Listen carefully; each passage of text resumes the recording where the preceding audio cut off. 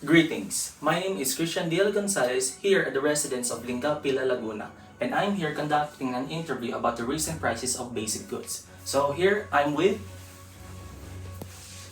Aejay. So before we start this interview, may I ask your permission of dear for this interview to be recorded and known? I think it's okay. Okay, thanks. Sounds good to me. Thank you. So first, what can you tell about the prices of today's basic goods?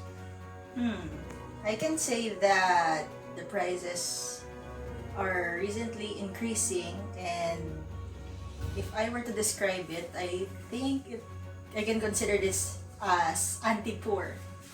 Basic goods such as food and means of transportation are subsequently increasing. I guess in a family of minimum wage earners, they might be not able or unable to sustain their everyday needs with the current price hike. I've also watched in some interviews in the news like some vendors are compromising when it comes to selling their goods. For example, I watched a vendor sell a packet of salt or sugar for just 5 pesos just to serve someone who maybe is in the lower class. This just shows that Filipinos are resilient, but I think it's in a negative way. How did it affect you as a consumer, and what makes you say all of that? As a medical frontliner, I often commute on my way to work. Fares are a bit high. But in this current situation, public utility vehicles are now back to their normal operations where they often load up passengers without any more limits, but the fares are now twice as higher than the early years of the pandemic. Now I search for recipes that do not require onions or other pricey ingredients just to be able to cook a good meal.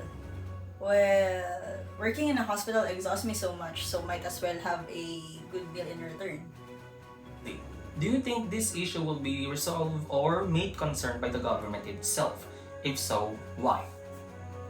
Funny thing is, a certain senator told everyone that she can eat food without onions and she can enjoy a meal without onions. Well, I think this, being a senator, being a member of a Senate, they should be the Filipinos' voice when it comes in the government, since the current issues involve crops. I think the Department of Agriculture must also have a say regarding on this matter. But as we all know, the Secretary of the Department of Agriculture has been missing in action. He himself have no concrete plans regarding this economical issue. So I don't know what to expect.